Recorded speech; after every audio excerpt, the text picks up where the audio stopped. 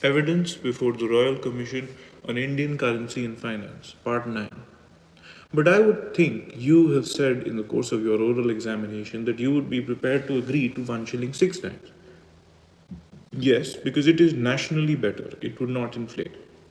That is what I say if, even after 1 shilling 6 times, the process of adjustment was not complete, so as to enable us to say 1 shilling 6 times was really the level needed. I say we should establish it at that. Regarding the adjustment in the industries here, have you any idea at all? Can you give us any opinion? None whatsoever. Mr. Preston, in case there should be any misunderstanding with regard to some of the answers which you gave to Sir Alexander Murray, in connection with that unfortunate reserve, the gold standard reserve, it may be well if we put on record some actual facts. The gold standard reserve came into being in the year 1901 and it resulted from profits earned from the previous April in 1900. The balance in that reserve today is 40 million sterlings. Is it not? Yes, I think it is about that. The finance minister, when he made his report on currency last year, made the following statement. As you will be seen from the statement, the bonds and stock purchased are due for repayment within the next few years. Of the amount now standing at the credit of the reserve, 27,449,950 pounds sterling represents profits on coinage, and the remainder represents accumulated interest on securities held in the reserve. You say that this reserve cannot increase unless there is more rupee coinage.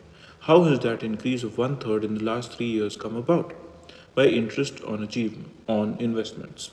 Then, if the interest on that reserve is kept being added to it, you are increasing that reserve for a useful purpose without having to adopt those methods which you so very strongly deprecate. Yes, undoubtedly. Just one more point as to the usefulness of that reserve. It will be within your knowledge that in the period of the world's depression in 1908, that had it not been for that very reserve, we could never have been maintained our external parity. You admit that? Yes. Thank you. Although, of course, something has gone into which I ought to take exception by saying that I am in favor of increasing the gold reserve standard by investments. If a reserve is invested, there is no reserve at all. Sir Reginald Mont, I understand your chief desideratum is stability of internal prices? Quite. And you hold that the stability will then be linked to gold prices, will they not? They will vary with the gold prices? Yes. Internal prices will then be linked to gold prices, will they not? They will vary? Yes. Now, a gold exchange standard without a gold currency has been recommended by several people with the same object in view. But I understand you to hold that it will not achieve that object? I think it is not so far as India is concerned.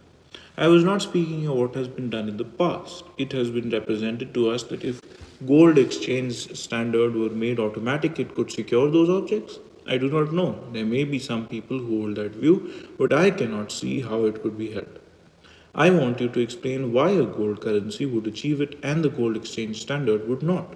My first ground is this that the exchange standard depreciates gold and makes it therefore useless as a standard of value. A gold exchange standard causes redundancy of gold by its economy. Ought you not to put it the other way and say that if we introduce gold currency here, we shall appreciate gold? Would not be that a more correct way of putting it? You might put it that way, yes. Therefore, under the present circumstances, gold would behave as a better standard of value. My next submission is this. Are we really affecting economy by the exchange standard? I was not raising the question of economy. I was trying to get at the reason for your holding that nothing but a gold currency would affect your object of keeping internal prices linked with gold. Stable than they would be otherwise, is what I said. If we adopted a gold standard, our prices would be more stable than they would be under an exchange standard. I did not say that they're under a gold standard, they would be perfectly stable, because gold itself is not a perfectly stable standard of value, but certainly it would be more stable than under an exchange standard. Because simply we should be using more gold? Yes. That is your only reason for differentiation? Yes. Sir Manikji Dadaboy, let me proceed a step further with regard to the answers you gave to Sir Purushottam Das Thakurdas. In paragraph 8, you say existing contracts are no doubt of various ages, but the great bulk of them are of very recent date and probably not more than a year old, so that it may be said that the center of gravity of the total contractual obligations is always near the present. When you are referring to this matter, I understand you are speaking without any definite statistics? Yes, I simply say there has been a calculation made by Professor Fisher. You state this as a sort of generalization? Yes, I said I had no definite information. When you speak of a center of gravity of the total contractual obligations being near the present, it is not a very definite term. Would not that center of gravity come within the circumference of 12 months? Yes, somewhere about that, because I have said 1 year old. So that if a certain ratio prevailed 12 months ago, we would be, according to your reasoning, as much justified in taking that as 1 shilling 6 dime? Quite, yes. So you would be as much justified in taking that? Yes. Then, when discussing this matter and when you expressed your election in favor of the 1 shilling 6 time ratio, I understood you founded your opinion on the dictum of Professor Fisher? Yes. Now we have got this dictum of Professor Fisher before us. The words used are the problem of a just standard of money looks forward rather than backward.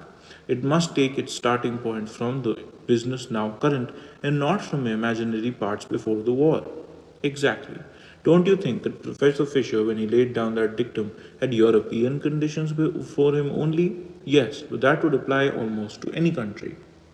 It is a general proposition. My question is, did he not have European conditions in view only when he said that? I cannot say. Chairman, the witness replied that he thought it would apply to any conditions. Yes, it is a general proposition. Sir Manikji Dadabhoy, is that conclusion justified by these expressed words? I should think it is.